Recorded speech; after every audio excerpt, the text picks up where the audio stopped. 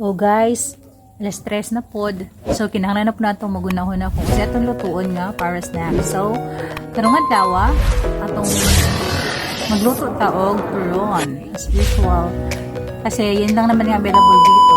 So kailangan natin magluto ng turon. So napakadali lang naman guys, pero yung paalala ko lang, huwag niya nang lagyan ng sugar. Kasi, diba alam naman natin na sugar masama sa katawan. Tsaka mas classic na luto, mas masarap. That's all. Thank you.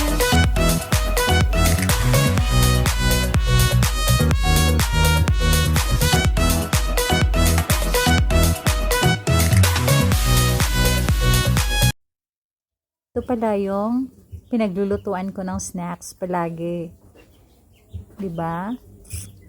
At syempre, ano pa nga bang kapares ng turon? Di dragon fruit shake. 'Di ba? Solve na yung